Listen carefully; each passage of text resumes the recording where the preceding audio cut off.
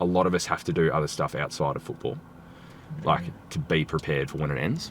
Pick ones in Australia, just get like there's not even an adjustment period. It's just like an expectation that you're going to be a weapon. Yeah. And if you're not, you're a failure. Or you're just you're a straight up failure. Yeah. And like there's plenty of people in the media that will come straight out and tell you are.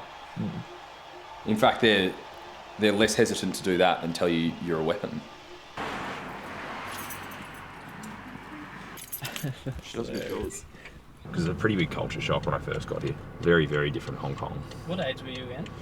11, I think. What do you reckon was the biggest thing about Australia that you didn't like, or what do you remember about it? Like the first impression? Oh, tall poppy syndrome is just rife. That's funny though, that's the first thing, yeah. You could tell that from an 11-year-old. Well, I didn't know it then. I was just confused why like being good at stuff was a bad thing here. That's so interesting. But I like looking back on it, that was easily the thing I found most challenging. And then like some of the proverbs I used to use, like I remember saying as like an 11-year-old, and rightfully so, because I would never say it now, but I remember saying stuff like, you need to eat some humble pie, and I was like, looking back on it, I'm just like, what made you think that would ever work? That, and I had an American accent when I came over, or like an American twang. I presume it was from like watching TV over in Hong Kong, but I'm not really sure. Yeah, so when I rolled over here, I was, American twang with a hint of, I don't know, Chinesey and Cantonese stuff, and then like very quickly became Australianised. How does tall poppy syndrome start in Australia? That's a question well above my pay grade. I don't think it's that common with adults here. Like, me and my mates don't hate each other for being good at stuff. I just don't understand why it's kids. You think as we progress more, because the younger generation is so like online and like into America stuff, you'd think they'd almost get better at it, right? Like in terms of celebrating yourself. I'd go the other way. You reckon? Well, I reckon, like, anyone who was ever good at sport when I was growing up with them, You just became rivals. Okay. like, even sometimes they were on the same team as you, and like, you'd almost be pitted as if it was, well, you know, you still got to beat them. Yeah, true. And I reckon that's exactly what American sport is. Like, 5-star recruits against 5-star recruits is pitted as like the biggest rivalry games you could have. That's a good point. I can't imagine that being online makes it any better for anyone. Yeah, maybe. I certainly didn't find, like when I was getting drafted and stuff, I didn't find the online coverage did not help me, appreciate everyone else's talents. Biggest misconception about athletes in your sport? That's a good question. I think it's like how easy the life is. I think everyone admits that playing footy is hard, but like for the 5 or 6 examples at the top of the competition, like the rest of us, or a lot of us, have to do other stuff outside of football, like to be prepared for when it ends. When you're on 1 yearers or like short-term contracts and stuff, I think the majority of players nowadays have a realization that it won't last forever. Yeah. And like cost of living now hurts everyone, so it's like, well, you've got to start planning ahead. And most of the time you don't end up doing stuff you're passionate about, because you're most passionate about plan A, which is football. Yeah. So you end up doing a business degree or something like that, and it's not what you enjoy, and it almost makes the transition out of football even harder, because you're going into something you don't really want to do. Surely the competitive part of you also thinks that if I'm putting some of my time into a plan B, I'm not fully backing myself in plan A. 100%.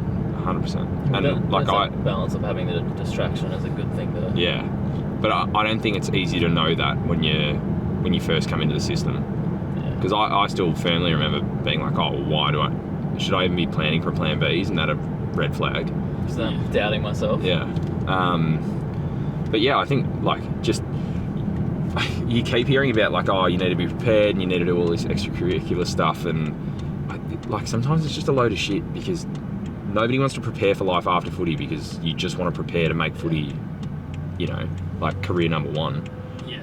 And then when you do have to make the transition, like nobody else is really helping. Like people are taking care of you, yes, if it's dire straits, but it's still super difficult because you don't have your 20s to work it out. Like the time that everyone else uses to go to Europe and live overseas and do all of that stuff, like you don't have, and it's not a woe is me. Like, Yeah. obviously, everyone understands what they're giving up and why they're giving it up, because we make more money than anyone else our age, and most of us are more talented than the rest of the cohort, and that's why we get to where we are. But I think the misconception is that it's super easy, particularly like for the whole system. Yeah. When there are like super talented guys who are always going to have a long career in football and make a lot of money. But for every one of them, there's 5 or 6 that go a year, 2 years, and then have to figure it out, but have also lost those years that everyone else gets to figure it out. Yeah. I think that's super challenging. And like my thing for the last year has been to just try different stuff out. But I'm 25, like, and I've only just realised that I should be trying stuff out and seeing what I like and what I don't like now. Yeah. Like, you can imagine how much more difficult. And like everything in my life is structured around if I get delisted. So like my mortgage, like my offset, I've planned everything around if I get delisted or do an ACL this year and I don't get another contract, how do I get to the end of my degree and start earning money again without being underwater? Yeah. 2 careers. Yeah, exactly. Which I think is the biggest challenge nowadays, because it's so cutthroat, but it is also so lucrative that like it's a weird catch-22 where like if you pour everything into footy, then you get not nothing out of it necessarily, but you know, you don't get the career you wanted out of it. You don't end up making the money and, you know, spending the years in the system and getting the rewards of that. Like, I'm a very big advocate for the psychology program that the AFLPA run, which is, you know, it's almost like a covert operation so that clubs don't find out if you don't want them to, which I think is great. And they do loads and loads for players past and present. I think sometimes, like, current players just don't understand what they're entitled to. Yeah. But they do a hell of a lot. And clubs are better than ever at taking care of players, and particularly encouraging players to do more stuff outside of football. That's good. But there's only so far they can... Like, the club can't baby you forever. Yeah. They took a chance on you, and it's, you know, it's a 50-50 deal. I know there's, like, heaps of public commentary now about, like, clubs being loyal to players and players being loyal to clubs, but... like, they've all got to run a profit. I think there's a limit to how much they can do for you, because like and I really think if you really want to make the most of being at a football club, go and meet board members and go and, because they're all happy to, like, they're all super generous people. Like the guys I know who have transitioned out of football the best are the guys who did heaps of stuff extracurricular and made the most of the connections they make out of football club, because there's always powerful people involved. I guess the ones that don't tend to be the ones that just don't engage at all or don't think it's worthwhile, and then, you know, you come out of footy with whatever you come out of it, but you don't come out with any of the connections that some of the smart guys make. Yeah. I remember listening to Michael DJ Vasiljevic, like a basketball player.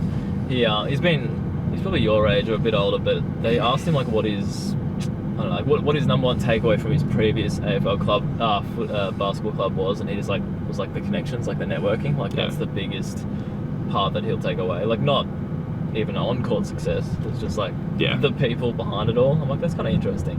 Well, particularly if, like, giving up your time like that, because I reckon the first couple of years of my career I just used to hate events like that, and now I sort of go out of my way to talk to people I don't normally talk to, because I reckon at those events a lot of the time, like, you end up talking to your teammates, and I've started thinking now, well, what's the point?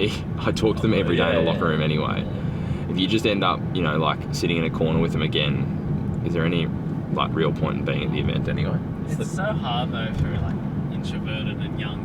Like, that's so daunting. But I mean, that's the opportunity you get and the risk you take. Like, well, you don't. Like, I assume you don't realise the people you're around in terms of the quote big dogs. Like, you don't know who you're exposed to. No, you never do. But I guess that's the beauty and what got impressed on me, luckily earlier than whenever my career ends, is that a lot of those guys are way more generous than you think they are. Like, they're so willing to give you an opportunity or have a conversation with you and put you in touch with the right people, which they don't have to do. Like, it's not their job. But yeah, they tend to be way more generous than probably what your first impression is. Podcast listener, music listener, or just dead silence? No, I like silence. Whenever I walk the dogs and don't listen to anything, I'm like, I'm a better person. You just feel... You're a higher being. Yeah, you just... No, more in a wholesome sort of way. Like, Like, I'm so used to putting on a podcast, but when you don't, you're like, I can hear the wind blow, I can hear the bloody feet on the pavement. I will be honest and say I never not listen to anything. Yeah, I think sometimes I just need to work through my head noise. That's probably smart. And that's the only way I can, because a lot of the time I'll avoid it while I can. But yeah, avoiding it is like the worst thing for me. So a lot of the time I'll go on runs like that or walks like that to just force myself to do it. World of difference when you can just walk to one. Mic drop. And then give me 10k plus, please. 10k plus what? The smash camera. And it's been great for my footy, like having him around. It almost like reminds you of how cool it is to be a footballer sometimes. Oh, those moments. Like you definitely lose the, I don't know, the shine wears off sometimes because it feels like it's not stressful all the time, but it feels like that. And then to have a kid around and watch him make his debut and all the rest of it, it's really nice. And it's a bit like how we are as a club now because we're so much younger. Like it's pretty cool to have like those kind of influences around. Yeah. It doesn't feel as serious as, you know, if you're a really senior club and stuff. Genuinely excited to like be there. Yeah, it's fun. And It's actually pretty smart from a club's point of view. Yeah, well, if you can get away with the performance, I was gonna say. like normally that's what you give up. Are you a surfer or are you a dipper or a swimmer? What do you do out there? More of a dipper for days like today. Kind of just nice to freshen up, really. Oh, cow, what am I doing? Come on, stock.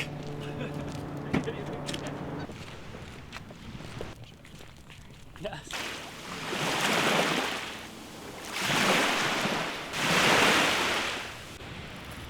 It's a perler of a day. Normally it's not this nice. Something about you that most people would never guess. Maybe the saxophone? Play the saxophone. To this day, you still play it? Still play like relatively often, but not to a professional level, no. But I won't be getting it out for you. I've got a 100-day Duolingo streak. The hell is that? It's Chinese, like I already kind of know it, but Well, the pronunciation's the hardest part. You can understand what you're trying to say and know what it looks like, and then get the pronunciation wrong still. I've got a Japanese 100-day and a Chinese 100-day streak. Been trying to do like new stuff a lot. Yeah. I don't know, I've been looking for like time fillers, I guess. Like productive time fillers. Like stuff that makes me feel good about myself that isn't like flogging myself on the track and Isn't related stuff to that your- hurts me. Yeah, like stuff that isn't my career that makes me feel nice. I was a big baseball guy before I went to Canada. I love MLB The Show. Right. And like MLB The Show 13 or 14 or something like that. I remember getting drafted to the Blue Jays and I played out like 10 years of a career with the Blue Jays. And ever since have like loved Toronto. Isn't it funny what a video game does? Because that's more often than not a lot of Australians' way to get into an NBA team. That's how I got to the Denver Nuggets with my NBA team. Like, happened the exact same way. Yeah. They took me. They took a chance on Yeah. me. And then somehow you've got this emotional connection to them. Yeah, exactly what happened. But going to watch in person was like just baseball in person is incredible all over it. Like. But that's kind of been the thing with a lot of my stuff that I've trialed, like whether it's like working with mental health companies and stuff like that. Like the second it starts feeling like it's hard, because I'm doing it pro bono, like it's just not worth doing. I don't think people understand how much effort. Or, Some stuff like that is. or particularly a podcast, they just think it's like a fun hobby. Yeah. It is, and then when it stops, it's like, yeah, right. It's like, When you're hosting one, it is so much work. Like prepping for guests and then like even just getting better at podcasting as well. Like one of the things I struggled with is like I had this need to be like the loudest voice, but there were 3 of us hosting. So me shutting up was actually the hardest thing. I wasn't necessarily talking. Which, I mean, my mates will agree is not something I'm very good at. But it's interesting though, because I don't know, when you listen, I know you said you don't listen to many podcasts, but I often resonate most with the person that speaks the least, because they're like the most thought out. that became my aim with that podcast, was to be the one who spoke the least, if I could be. Oh, was the whole thing was a mental health podcast? Yeah. Okay. So we were always talking to particularly people with stories about their own mental health, and like what they learned. Like one of the best ones we had was Dan Gorringe, who I was hesitant to have him on because I thought he'd be like, you know, like Instagram Dan, where he's just a funny guy and sort of jokes about it. But part of Dan's thing is he jokes about things that are uncomfortable because it's like how people cope. And it actually it resonated with so many people. It was one of our best podcasts because he was so honest about it. He was like, yeah, I joke about my career because I'm not that proud of it. I actually love seeing that side to him in particular. There was one, I don't know if you remember, one of the podcasts, I think it was when List Cloggers was still going, and Dill couldn't be on it or whatever, and then the start of the pod was just him saying, I really didn't want to record by myself today, and he was just like really open and like transparent about who he was, and I was like, this is a really cool side to him. I love both sides because he's funny. His social media I love because it's so, it's just all of his take. It's funny. Well, it just goes back to like what we constantly talk about, authenticity. Like he's the most authentic himself. Exactly. But then in person, he's just like, he's the same. It's just not all footy related. Yeah. But it's just about, I've heard people talk about this, like it's fine to accept that you just have an on-camera you or like different sides of you. Like, I think people get in their head about like, oh, I'm faking for the camera or whatever, but I think deep down it's just part of you. It's kind of what works on camera or... Yeah, I agree. I think there can be two different types of you that are still authentic to yourself. Yeah, I think so. I don't really have them, but I know plenty of people with the two personalities. I've never been good at swapping. Like, I think because I faked a long time, like who I was, or like pretended, particularly around football and media and stuff. And then once I got a second chance, I was like, oh, fuck, I can't keep trying to do this. Like, it'd be bloody draining, honestly. Yeah, a bit, but also like it's hard to, like with your mates and stuff like that, it's hard to be genuine when you spend, 90% of your professional life lying. Yeah, I find people who can be one person on camera and another person off so interesting. Yeah, it's almost like it's uneasy in a way, but then you're just like, well, if that's just who they are, then... I just find it impressive, yeah. Yeah, that's true. Been like on this teriyaki beef meatball train lately. Homemade teriyaki glaze. And then just cook some rice up, do a couple of beef meatballs, cover them in teriyaki sauce, and a few veg. Very macro efficient, which is pretty much the objective of cooking these days. Well, I used to have a really bad relationship with food. They're good food though. Oh. Jeez, nice, Darren. Healthy food as well, but just food in general. Food in general, yeah, great. Who spoke about that really recently? I think Cooper Hamilton was speaking about that really recently. Food. Like his battle with food. I think it's true of every AFL player. Like, you're either trying to put on weight or you're trying to take it off. There's never I can't remember a time or place where it's been like, oh, we're really happy with where you're at. Yeah. Let's just keep it there. Hey, put on some weight. Yeah, can you, honestly, someone like Darren, how can he put on weight? Is it... Eat shitloads. Well, that's what I keep telling him, and he's like, oh, no, I wake up and do like 5 push-ups. I'm like, I don't think that's going to do it. It's not really exercise. Like, putting on weight and taking off weight is a pretty simple science. It's just calories in versus calories out. Yeah. The kind of weight you put on depends on what you put in your mouth, but like if you're just trying to put on weight, it's just what you eat, or how much you eat more so. The perfect off day look like for you? Let's stay on brand. Okay. Perfect off day. From waking up to snoozing. At the moment, or just in general? Let's go at the moment. Yeah, well I've got an exam on Friday, so I will probably spend like, once you guys head off, probably like 3 or 4 hours today doing it. I'd say ordinarily, nice weather. Plenty of time outside if I can. Touch up the garden if I need to. Golf if I can, again. I don't know, just recover in time for the run the next day. Yep. We were talking about it yesterday, like that's what this time of year ends up becoming. Is like, you're just getting ready for the next run, really. So yeah, I'd say something along those lines. Pretty relaxed. Play well at golf. It's an even better day, but I haven't done that in a while. Mood lifter. Yeah. I don't know, like sauna, stuff like that. Good dinner, and get to bed early. Any social life? Or just like, do you want to be around people, or do you prefer? Yeah, not all the time. I spend a lot of my time alone now, which I quite like. But I think normally it'd be like, if anything, I'd do a mix of the stuff I love doing with other people. So it'd be like cooking dinner for friends and family or something like that. Because that's a lot easier to stomach than actually like making an effort to go out and see people. Yeah. which I'm trying to be better at, but I'm not that good at yet. But yeah, I'd say that's my perfect off day. Like everything that gives me a bit of energy before I have to go and do it all over again tomorrow. What's your bedtime? I'm in bed about 9 o'clock, Another same. but I think I don't really get to sleep until like 9:30.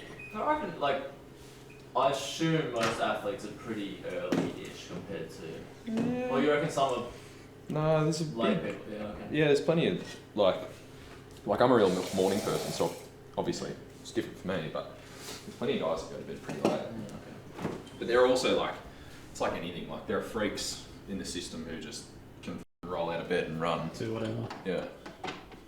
Like freaks who can put on weight doing nothing really. I honestly think since I decided to go to bed at 9:30, it's like been the best thing I've done. Like it's just so good. Like every, like you wake up. I still wake up at 6 on most mornings, and you still feel fresh. And I think it's this. Yeah.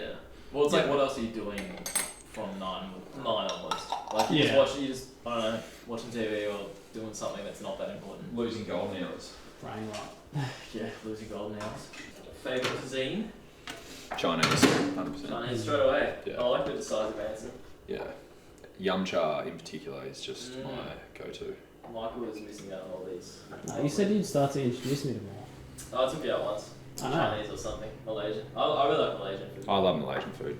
The- I think the problem with me though is like you take me somewhere and I'll just see like the plainest like chicken. You like a wraps. margarita pizza kind of operator? Yeah, usually Hawaiian margarita. John, I have the same chicken wrap every day for lunch. Does that mean you just don't crave excitement? It's probably a bit harsh. the fade off. Cooking's my mindfulness though, so it's like it's an activity for me to do Yeah. that chills me out. I mean, a nice home cooked meal does. Like once you get to the end of it, you feel good about yourself. Hmm. Feel like exercise, I guess.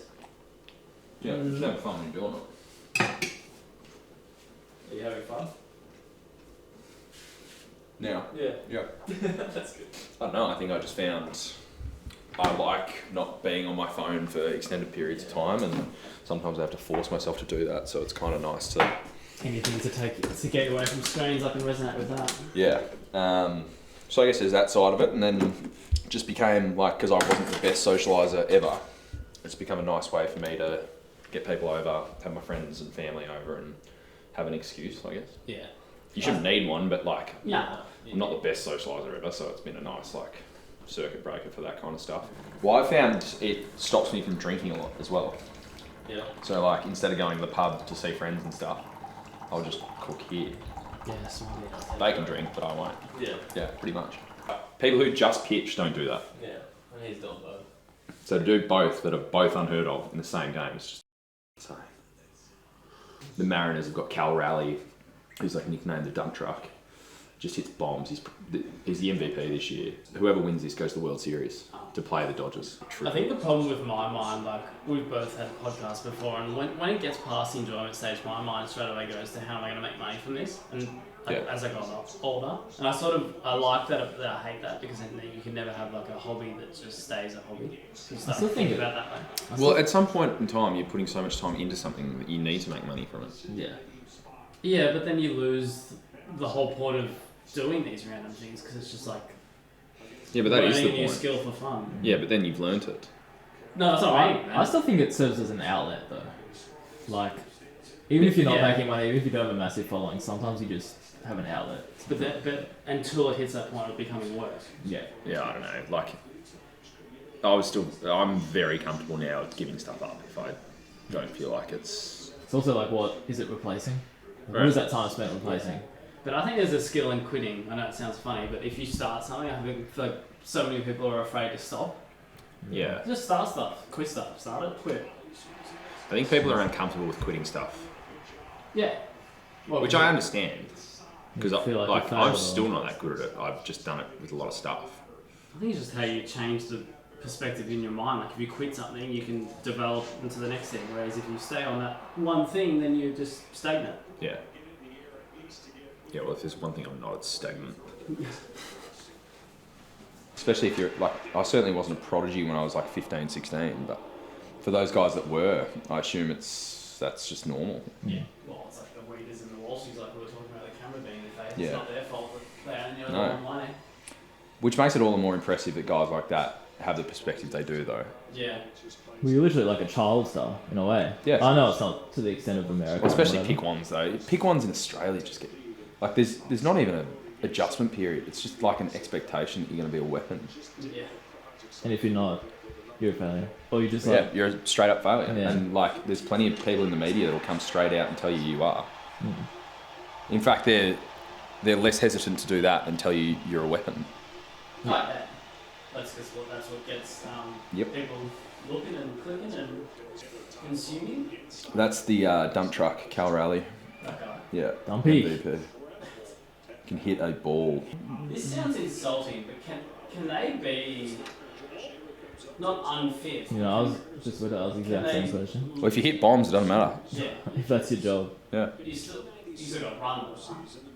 You still got to run, but I mean, if you're there's two types of hitters. There's contact hitters, who tend to be the better runners, like people who can sacrifice, steal bases, stuff like that. I guess the misconception sometimes is that they're not fit.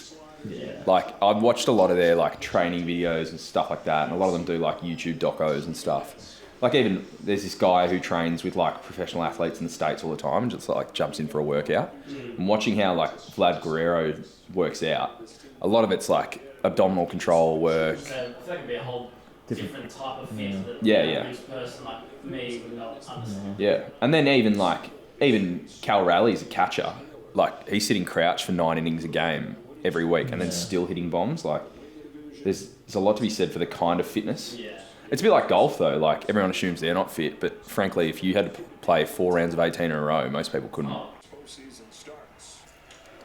The other way around, where they expect. I don't think a simple pleasure that makes your day better every single time. Good coffee. Always good coffee. I agree. You know what else I'd answer for that? That's not every day. A haircut. I'm literally the best version of myself when I get a haircut. Really? It's I reckon better. the week after I get a haircut, I'm stressing out about how it looks. Because I think it's a buzz cut. I feel older, where it feels weird and younger if it gets longer. I think it's a... Yeah. Stop. Hey, You get that? In other words, it's the opposite. He's like, damn, you have a way with words. It's not my, Yeah, it's wait. not my biggest strength sometimes. Still eat it like a normal. No, it's just an apple, but it honestly tastes like custard. Golden apples, maybe? I don't know. It's a competitor in us. This looks good. This is restaurant quality. Thank you. You're welcome. You know what game I'd get back into when it releases? GTA 6. Yeah, 100% I will. You've been... I swear you said that last time. It's not out yet. That and Red Dead Redemption. Oh, we used to play that. good. It's elite. This is a cheat code to getting a free meal. It's like, we'll feel like if you're into cooking, just make it and we'll We'll eat it. 12? What do you say? Dorje? Dorje. Is that right? Yeah. Hey, What does that mean? Jess said it was thank you. I think that's how I opened my speech. Come on, Shane. Let's get it going. And the top of the 30s almost thrown 50 pitches. It's a lot.